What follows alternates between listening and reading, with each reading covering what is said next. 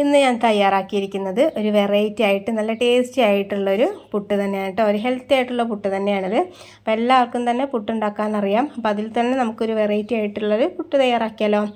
അപ്പോൾ ഇന്ന് തയ്യാറാക്കിയിരിക്കുന്നത് കപ്പ വെച്ചിട്ടുള്ള പുട്ടാണ് കേട്ടോ. അപ്പോൾ എങ്ങനെയാണ് തയ്യാറാക്കുക എന്നുള്ളത് വീഡിയോ സ്കിപ്പ് ചെയ്യാതെ മൊത്തത്തിൽ കണ്ടു നോക്കണേ. അപ്പോൾ വീഡിയോയിലേക്ക് കടക്കുന്നതിന് മുമ്പ് തന്നെ ലൈക്ക് ചെയ്യാനും സബ്സ്ക്രൈബ് ചെയ്യാതെ കാണുന്നവരുണ്ടെങ്കിൽ ഒന്ന് സബ്സ്ക്രൈബ് ചെയ്ത് സപ്പോർട്ടും ചെയ്യണേ.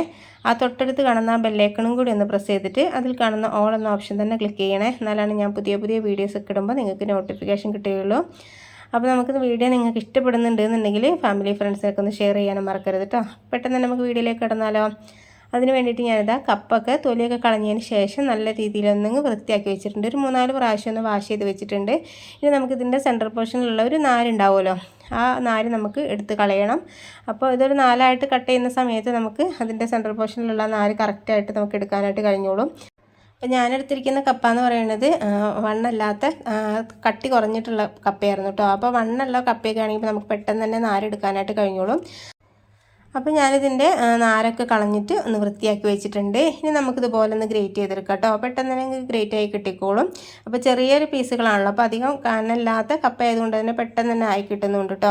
കനം കൂടിയിട്ടുള്ളതാണെങ്കിൽ ഒരു 4-5 കഷ്ണങ്ങളൊക്കെ ആക്കിയിട്ട് ഇതുപോലെ ഗ്രേറ്റ് ചെയ്തെടുത്താൽ മതിയാവും.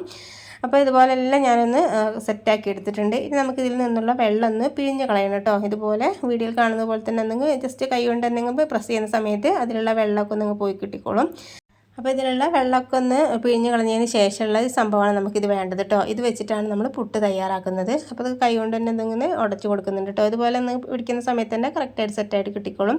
ഇപ്പോൾ അധികം വെള്ളമൊന്നുമില്ല. ഇനി നമ്മളിതിലേക്ക് അരിപ്പൊടി ഇട്ട് കൊടുക്കുന്നുണ്ട്. പുട്ടുപൊടിയാണ് കേട്ടോ ഇട്ട് കൊടുക്കുന്നത്. പുട്ടുപൊടിക്ക് പകരം നമ്മൾ പത്തിരി നൂൽപുട്ടൊക്കെ ഉണ്ടാക്കുന്ന അരിപ്പൊടി ഉണ്ടല്ലോ, നൈസ് പത്തിരി പൊടിയൊക്കെ ഉണ്ടല്ലോ, അത് ചേർത്ത് കൊടുത്താലും കുഴപ്പമൊന്നുമില്ല. വറുത്തതും വറുക്കാത്തതാണെന്നും കുഴപ്പമില്ല കേട്ടോ. അപ്പോൾ നിങ്ങളുടെ കയ്യിൽ ഏതാണുള്ളത് അത് ചേർത്ത് കൊടുക്കാവുന്നതേ ഉള്ളൂ. അപ്പോൾ ഞാൻ പുട്ടുപൊടി ഇട്ട് കൊടുത്തിട്ടുണ്ട്. ഇനി ഇതിലേക്ക് ആവശ്യമുള്ള ഉപ്പും കൂടി ചേർത്ത് കൊടുത്തിട്ട് നല്ല രീതിയിലൊന്ന് മിക്സ് ആക്കി എടുക്കാം കേട്ടോ. നമ്മൾ സാധാരണ പുട്ടുപൊടിയൊക്കെ നനച്ചെടുക്കില്ലേ, അതുപോലെ തന്നെ നനച്ചെടുത്താൽ മതി. വെള്ളം ചേർത്ത് കൊടുക്കേണ്ട കാര്യമൊന്നുമില്ല.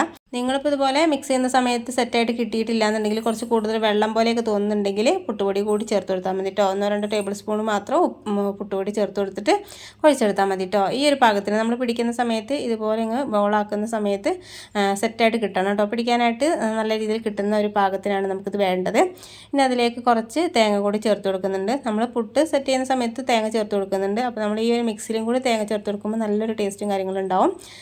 ഇനി നമുക്ക് സാധാരണ നമ്മൾ പുട്ടൊക്കെ സെറ്റ് ചെയ്യുന്ന പോലെ തന്നെ പുട്ടുകുറ്റിയിൽ നിറച്ച് കൊടുക്കാം കേട്ടോ. അപ്പോൾ നിങ്ങൾ ഏത് പുട്ടുകുറ്റിയിലാണ് തയ്യാറാക്കുന്നത് അതിൽ തയ്യാറാക്കാം. ഞാനിപ്പോൾ ഈ ഒരു ചിരട്ടപ്പുട്ടിലാണ് തയ്യാറാക്കുന്നത് കേട്ടോ. ചിരട്ടപ്പുട്ട് മോഡലാണ് തയ്യാറാക്കുന്നത്. അപ്പോൾ അതിലേക്ക് കുറച്ച് നമ്മൾ ആവശ്യത്തിനുള്ള തേങ്ങ ചേർത്ത് കൊടുത്തിട്ടുണ്ട്. പിന്നെ നമ്മൾ ഈ ഒരു കപ്പയുടെ കൂട്ടും ഇട്ട് കൊടുക്കാം. മുകളിലായിട്ട് തേങ്ങ ചേർത്ത് കൊടുക്കാം കേട്ടോ. അപ്പോൾ നമുക്ക് എല്ലാവർക്കും പുട്ടുണ്ടാക്കാൻ അറിയാവുന്നതല്ലേ, അതുപോലെ തന്നെ സെറ്റ് ചെയ്തെടുത്താൽ മതി.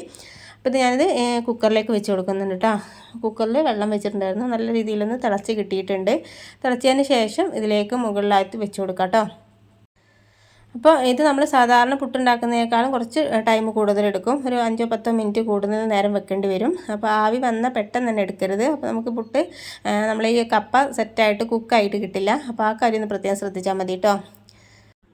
അപ്പോൾ ഞാനിത് 2 മോഡലിലും ഇതുപോലെ തയ്യാറാക്കി എടുത്തിട്ടുണ്ട് കേട്ടോ. ചിരട്ടപ്പുട്ട് മോഡലിലും നമ്മൾ സാധാരണ നോർമലായിട്ട് പുട്ടുണ്ടാക്കുന്ന ആ ഒരു ഷേപ്പിലും തയ്യാറാക്കിയിട്ടുണ്ട്. അപ്പോൾ എങ്ങനെയാണെങ്കിലും നല്ല ടേസ്റ്റി ആയിട്ടുള്ളൊരു പുട്ട് തന്നെയാണിത്. കറികളൊന്നും ഇല്ലാതെ തന്നെ ട്രൈ ചെയ്ത് നോക്കാൻ പറ്റുന്ന അടിപൊളിയായിട്ടുള്ളൊരു പുട്ടാണ് കേട്ടോ. അപ്പോൾ നിങ്ങൾക്ക് കപ്പൊക്കെ കിട്ടുന്ന സമയത്ത് ഒന്ന് ട്രൈ ചെയ്ത് നോക്കാനും പിന്നെ വീഡിയോ ഇഷ്ടപ്പെടുന്നുണ്ടെന്നുണ്ടെങ്കിൽ ലൈക്ക് ചെയ്യാനും ഫാമിലി ഫ്രണ്ട്സിനൊക്കെ ഒന്ന് ഷെയർ ചെയ്യാനും മറക്കരുത്. അപ്പോൾ നമുക്കിനി പുതിയൊരു വീഡിയോയുമായിട്ട് വീണ്ടും കാണാം. Okay, thank